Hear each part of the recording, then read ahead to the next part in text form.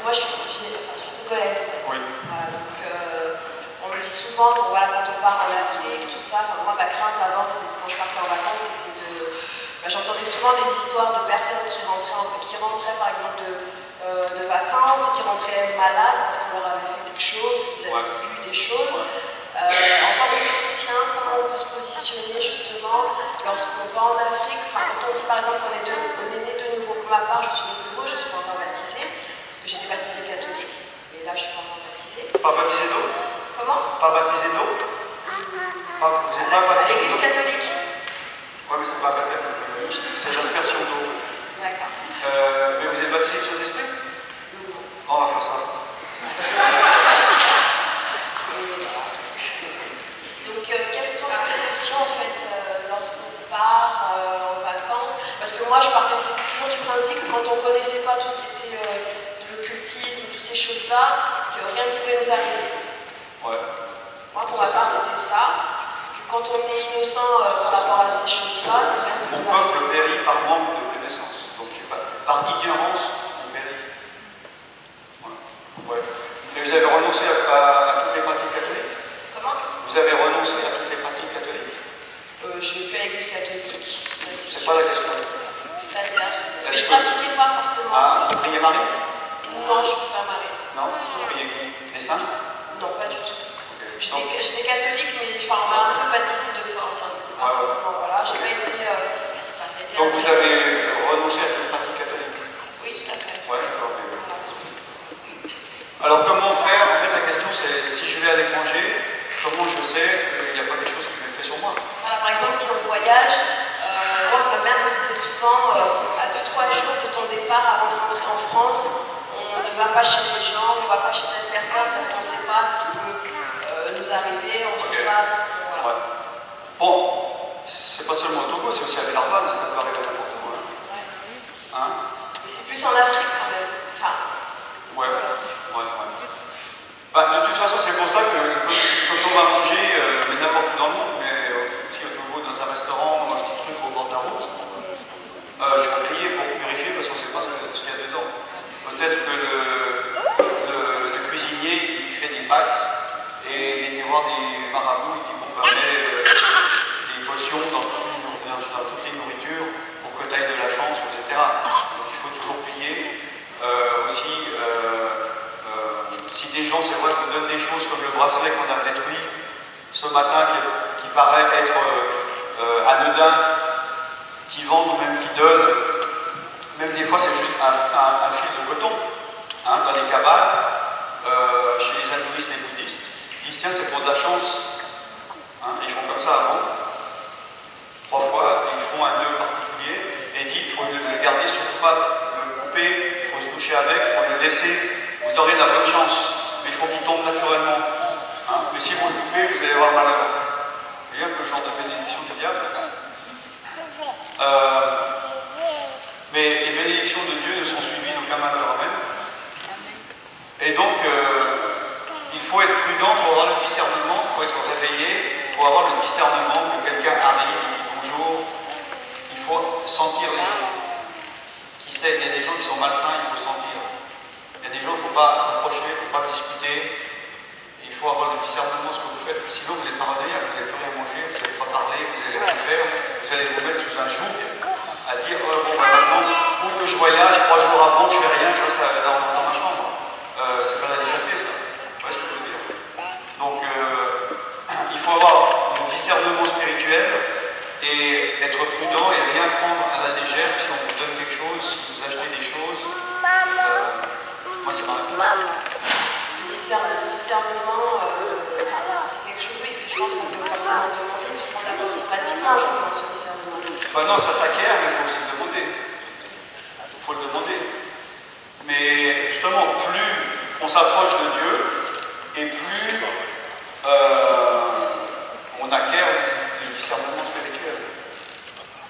De sentir la personne. Parce que quelqu'un qui paraît gentil, peut-être qu'il est méchant, quelqu'un qui paraît méchant, il est peut-être gentil. Il faut sentir les choses. Merci. Ouais. Il n'est pas là, Jean-Baptiste. Il n'est pas... Ah non, lui, il est parti. Ouais. Alors moi, ma question elle a deux volets. La première, c'est tout à l'heure le pasteur a dit que pour les croyants qui meurent dans le Seigneur, ils sont dans le ciel là-bas. Mais je vais dire, quand on sera auprès de Papa Jésus, est-ce qu'on sera dans notre corps physique ou on sera dans un autre corps spirituel, je ne sais pas. Est-ce qu'on pourra se reconnaître le jour où on sera là-haut La Bible est hyper claire. Paul dit que donc on est né corruptible, nous ressuscitons incorruptible. Et nous sommes nés comme animal, nous aurons le corps spirituel. Nous aurons un nouveau corps spirituel. Nous ne serons ni un corps physique, ni le corps des anges, c'est-à-dire un esprit. C'est un nouveau corps. Et pour l'instant, le premier qui a ce corps, c'est Jésus-Christ. Amen. Et nous, lors de la résurrection, nous aurons ce nouveau corps. Et tu ne seras plus une femme, tu ne seras plus un homme. C'est beaucoup? C'est beaucoup? Ah ouais. Donc il n'y aura plus de sexe. Hein. Il y en a qui disent, ah zut, c'est quoi pour un paradis, il n'y aura plus de plaisir. Mais il y aura des plaisirs bien plus grands que le sexe, non? Amen. Et donc il n'y aura plus de procréation. Hein. Il n'y aura plus d'enfants. Et donc c'est un nouveau corps éternel. Voilà la question. Merci. Et la deuxième question, c'est par rapport aux prophéties. Parce que la parole de Dieu nous dit que Jésus dit dans sa parole que dans les derniers temps, je reprendrai de mon esprit sur toute chair. Ouais. Et en même temps, la parole de Dieu nous enseigne qu'on reconnaît le prophète par l'accomplissement de la prophétie qu'il donne. Et moi, j'ai un problème avec ça. En fait, quand les prophéties sont données comme ça dans les assemblées, je bloque. Pourquoi? Parce que j'ai peur que ça ne vienne pas de Dieu. Vous avez bien raison. Voilà. Et donc, je me méfie beaucoup. Ouais. Est-ce que cette méfiance veut dire que je suis désobéissante par rapport à la parole de Dieu ou je ne sais pas si c'est pour moi qui n'ai pas la sagesse? Non, moi personnellement, je pense qu'il faut être très prudent avec une prophétie. Parce qu'en effet, on ne sait pas si c'est une prophétie de Dieu. Il faut avoir le discernement. Hein? Comme la sœur, je vais vous montrer tout à l'heure. Elle est où? Vous avez interprété hier, 2 fois. Vous avez dit 2 paroles de Dieu. Ouais, ça venait pas de Dieu. Ça venait pas de l'Esprit de Dieu. Donc, il faut avoir le discernement de savoir ce qui vient de Dieu et ce qui vient pas de ce qui vient de Dieu et ce qui vient pas de Dieu. Ça ressemble, c'est joli, mais ça vient pas de Dieu. Il faut avoir le discernement. Moi, je pense que comment j'ai pu faire la différence? Je pense avoir eu le discernement. Puis vous-même, vous l'avez vu, non? Puisque quand j'ai vu vous l'avez fait comme ça, c'est-à-dire vous saviez. C'est le discernement spirituel. Je pense que je n'étais pas le seul ici. Il faut être prudent. Et moi, quand j'entends une parole comme ça, ou bien qu'un homme ou une femme vient me dire, j'ai reçu, même pas une parole prophétique, j'ai reçu quelque chose de la part de Dieu, ou bien, oh, je reçois quelque chose ainsi par l'Éternel, ok, moi je prends. Vas-y, dis-moi ce que tu as à me dire. Mais je ne vais pas me dire, c'est la parole de Dieu, directement. Même si c'est le plus grand prophète connu de la terre, ou avant il m'a dit une vraie prophétie, il faut que je sois prudent pour la seconde. Parce qu'une fois, il peut prophétiser par l'esprit et la suivante par la chair. Hein? Et moi je suis très prudent. Et je ne vais jamais agir sur la parole d'une personne qui va me dire, si quelqu'un me dit, j'ai reçu de la part de Dieu, pars en Chine demain matin, si je n'ai pas la conviction que ça vient de l'Esprit de Dieu, tout va bien, je ne vais pas partir en Chine demain matin. Comment je veux dire? Ça doit être une prophétie, pour moi, ça doit être soit quelque chose que tu as déjà reçu, ou que tu as la conviction dans le cœur, et cette prophétie vient confirmer, okay? Ou bien tu n'as rien reçu, encore, et que cette parole va être confirmée dans la réalité, par les circonstances ou par d'autres personnes, mais il ne faut pas vivre que des paroles des gens à l'extérieur. Il y a des gens qui font ça, ils me disent oui j'ai fait ça, oui j'ai fait une école biblique, je suis parti dans tel pays. Pourquoi? Parce qu'un homme de Dieu m'a dit. Je dis c'est la seule raison. Ah oui mais c'est pas n'importe qui, c'est les machins que tu ne connais pas. C'est dangereux quand même, non? Non? faut être prudent. Par exemple, il y a une sœur, pendant 2 ans, elle venait après le culte me dire j'ai reçu quelque chose de la part du Seigneur, blablabla. Alors, bon, je savais, la première fois, je savais que c'était bidon, hein. Mais je l'ai laissé parler 2 ans. Tous les dimanches, elle venait. Vous savez, on prenait le café après. Je dis ah, super, merci. Puis à un moment donné, j'en avais marre de ce petit jeu. Puis je lui ai dit ah, mais ma soeur, je suis béni avec toi parce que toutes ces bonnes paroles que tu me dis depuis 2 ans, écoute, la prochaine fois que tu as quelque chose pour moi, on va aller dans le pasteur, je me dis au pasteur, ok. Elle dit oui, d'accord. Elle a plus rien reçu pour moi, comme par hasard. Pourquoi elle doit se cacher? Pourquoi elle doit venir dans la cuisine en me chuchotant? Puis si je lui dis viens voir devant un homme de Dieu, elle n'ose pas le dire. C'est parce qu'elle sait que ça n'est pas de Dieu. Maintenant, si je n'avais pas le discernement depuis le début, que je l'aurais écouté. Puis elle venait avec des trucs, j'aurais dit, le Seigneur m'a dit, il faut que tu jeûnes 4 jours. Tu comprends? Une autre chose, puis c'est dernier par rapport à cette question. Une fois, il y a un Indien qui est venu dans notre église, justement, puis il priait pour les gens, puis il a eu une prophétie pour moi. Et puis il m'a dit, toi, tu seras pas un homme de Dieu célèbre dans le monde, mais tu iras là où les autres ne vont pas, dans des petits endroits où les autres ne vont pas. Et il m'a dit, il a encore dit des précisions, il a dit je te vois dans un endroit où il y a une rivière, une cascade, des gens qui pique-niquent. D'accord? Et moi je n'ai pas aimé ces paroles. Tu ne seras pas célèbre, tu iras dans des coins pourris, qui veut entendre ça? Hein? Mais c'était la parole de Dieu, mais ça m'a travaillé pendant 2 ans et j'ai combattu pendant 2 ans. Si c'était une parole d'homme, j'aurais oublié dans ma tête. Mais là, c'est l'Esprit de Dieu qui confirme que c'est une prophétie de Dieu. Deuxième caractéristique d'une prophétie de Dieu, elle s'accomplit. Et elle est aussi précise.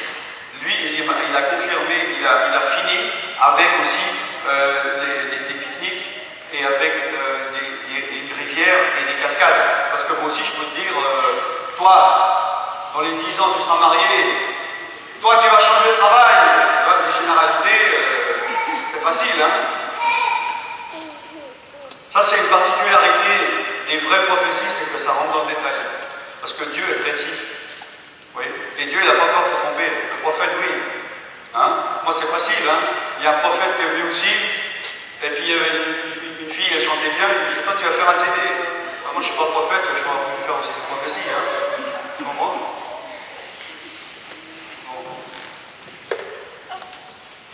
Et donc, 2 ans après cette prophétie, je me retrouve en Inde, dans les régions tribales, dans un endroit pourri.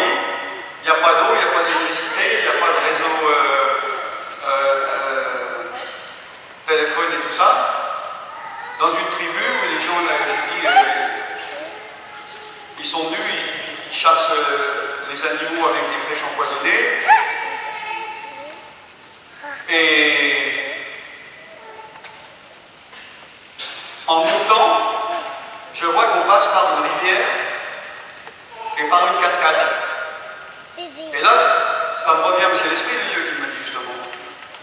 Puis je me suis dit, tiens, ça fait 2 choses là, parce qu'il a parlé d'un coin pourri, parlé d'une cascade, mais il a parlé de pique-nique. Je dis, c'est bourré le gars là. Et on est resté là, on a baptisé 3 personnes dans une flaque d'eau là-bas. Et en redescendant,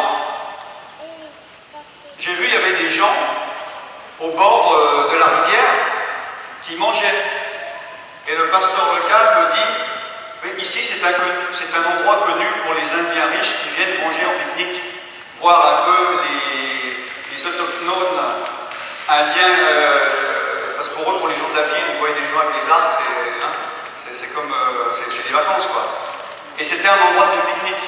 Et donc là, il y avait les éléments que le prophète avait donnés. Et quand j'ai vu ça, l'Esprit de Dieu a mis une flèche dans mon cœur et dit, tu vois, c'est ça. Donc je suis monté, j'étais dans un endroit pourri. Il y avait de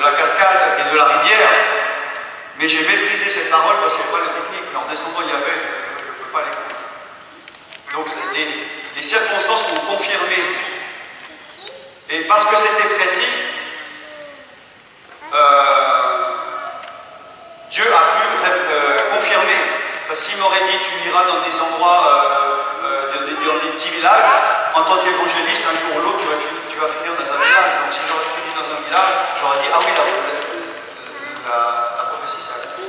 Alors, je voudrais savoir, si vous avez, enfin moi, il m'arrive de faire des rêves de mon père qui est déjà décédé, ou de gens, disons la plupart des gens qui sont décédés. Alors, je me demande, est-ce que ce rêve, ça vient de Dieu ou ça vient de diable?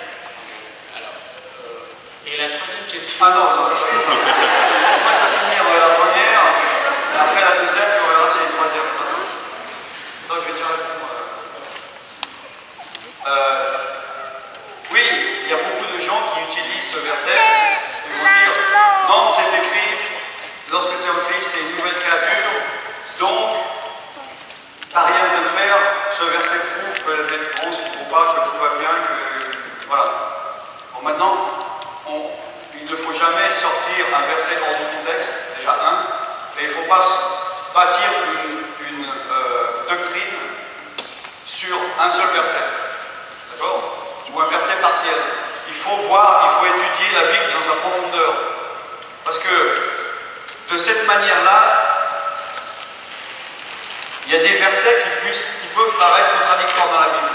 D'accord? C'est-à-dire, tiens, ça paraît dire ça, mais dans l'autre côté de la Bible, on dirait que ça dit le contraire. Ça paraît contradictoire.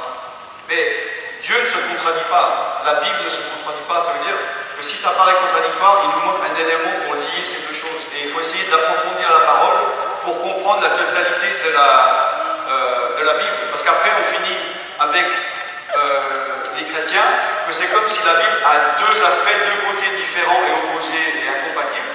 Puis, genre, moi je choisis d'être de ce côté-là, et l'autre il choisit de ce côté-là. Mais la Bible est cohérente, d'accord? Donc, il faut essayer de comprendre qu'un verset ne peut pas annuler un autre. Hein, donc, si la parole de Dieu dit, il ne faut pas trop les enfants parler trop près de la caméra, parce que le micro, on vous entend plus que je m'entends.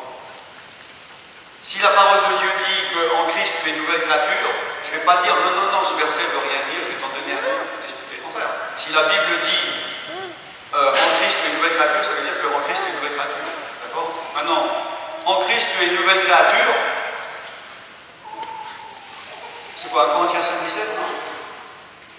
Si tu es. Ouais, 2 Corinthiens 5:17, je vais juste lire exactement.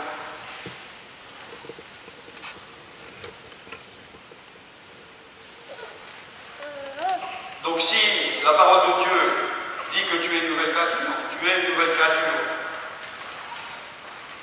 Maintenant, ça ne veut pas dire, le verset ne veut pas dire que tu n'as pas besoin de délivrance ou que cette délivrance ne doit pas être progressive. Être une nouvelle créature, ça ne veut pas dire que tu es complètement changé. Est-ce que tu as déjà vu un chrétien qui, dans la réalité, est-ce que tu as déjà vu un chrétien, dis-moi si oui, qui est arrivé à Christ avec ses défauts, d'accord? Et puis, 3 minutes après être né de nouveau, il était parfait, il n'avait plus aucun défaut, il était bon, donc c'est bien progressif. Mais ce n'est pas contradictoire avec que nous sommes une nouvelle créature. Donc parce que nous sommes une nouvelle créature, les choses passées, c'est quoi vous l'avez? Voilà, si quelqu'un est en Christ, il est une nouvelle créature. Les choses anciennes sont passées, voici toutes choses sont devenues